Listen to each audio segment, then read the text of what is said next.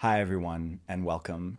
Today, we're going to be talking about tuning ourselves, and we're going to be doing this from the very particular vantage point of Ayurvedic philosophy. Now, this was something that for me, that when I originally learned this concept that we're going to be talking about today, the three gunas, I learned this the very first time that I went to India when I first did my yoga teacher training.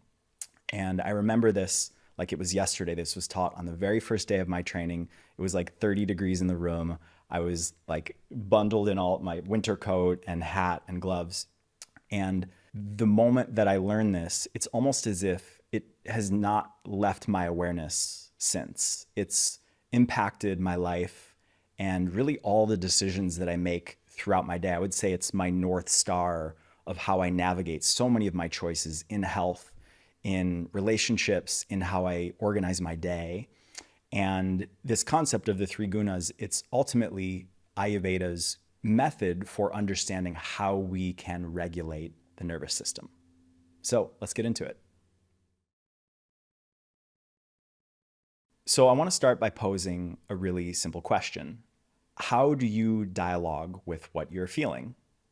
So if you identify a sensation in your body right now, or when you're moving about your day on a day-to-day basis, what language are you giving to what you're feeling? How do you identify what it is that you're feeling and what do you call that? What is your relationship to the sensations that you experience on a day-to-day or a moment-to-moment basis? Now, this is a really simple question, but what we're getting at is really that interstitial fabric of how we relate to the world, both our internal felt sense and the external world.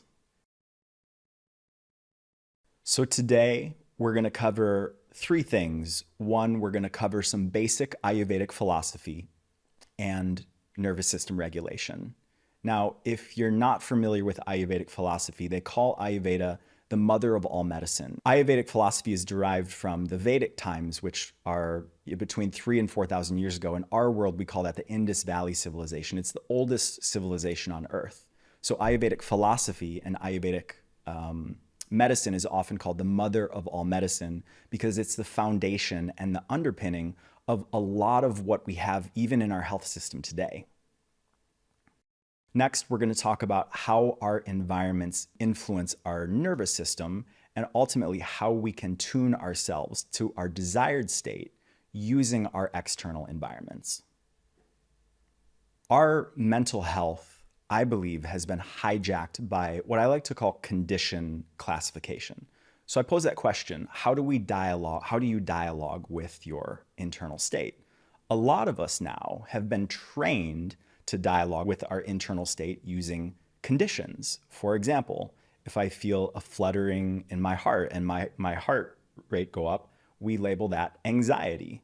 If that continues to happen, we classify ourselves as someone that has anxiety.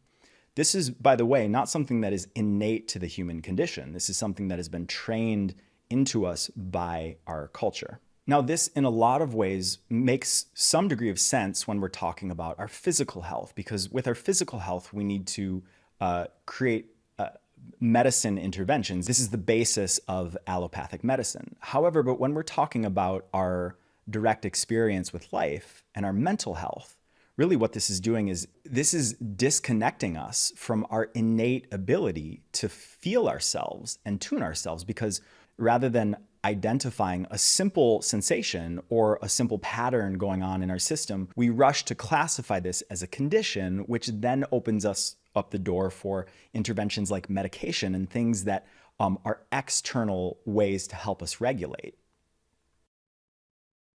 So why is this important? Because if you're loving this video and want to go deeper into trauma and somatics, check out our Psychosomatic Practitioner training at the Integrative Psychology Institute. On this 6-month online training, you'll learn the essential skills involved in regulating the nervous system and to hold professional guided somatic sessions for your clients. Sign up today and use the code TUBE100 to get $100 off your training. It's an innate and fundamental life capacity to feel and adjust to our environments.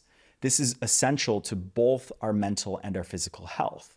And we may not be making the adjustments that we would naturally make if we did not have this conditioned mentality. And so oftentimes things when we're met with adversity, sometimes things that may cause small imbalances perpetuate and grow into larger ones because we are not connecting our intuition to our environments to allow it to adjust. So one example of this is when we're growing up as kids. I have a little 2-year-old nephew, and my sister just put him in daycare. And I was really worried the first couple days about him because the first couple days were awful. He had never been around so many kids. He had never been around other caretakers. And a week later, I called my sister, and he's like, he can't wait to go to daycare every day now because it is an innate human capacity to meet adversity and to grow into it. So this is why somatics is so powerful, because it's not about giving the keys to our nervous system and our life process to somebody else. That may happen in the beginning, and we may need that help in the beginning. However, ultimately, we really find deeper healing when we take back the keys to our own nervous systems and when we learn to navigate our own process through integration. And that is really the role of a somatic practitioner, is not to solve people's problems, but to help them reinitiate that process in your clients and in ourselves.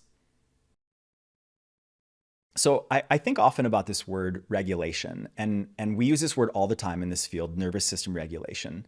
And it's an interesting term because in another context, that word regulation is used as an external entity putting a rule on us, a la the government regulating an industry. So it's sort of interesting that we use a term that indicates a rule set when we're talking about our nervous system. And this brings up an interesting conversation about how we self-navigate. All of us are always faced with the dilemma of, do I follow some sort of rule set as I'm navigating my decisions, or do I use my intuition? Certainly, each of those run into their limits at certain times. And it brings up, again, this very fundamental question. How do I navigate in my life to best regulate my nervous system? All right, so we're going to pause, and I'm going to invite you to take out your journal, and we're going to do a little journaling prompt. So I'm going to ask you to journal on the following question. What mental models do you use to inform the way that you regulate your own nervous system? So what are some philosophies, what are some systems of thought, some schools of thought that you use to regulate your mental and emotional health? So some examples of those. The somatic principles are an example of that. Yogic philosophy, Stoicism, the 10 Commandments from Christianity. For many of us, they can be little pieces of advice that were given to us by our parents or grandparents. I remember when I was little, my great-grandmother told me that I should take a walk for 1 mile a day. So spend the next couple minutes and try to identify as many of these conscious or unconscious mental models that you use to regulate your own nervous system and emotional state.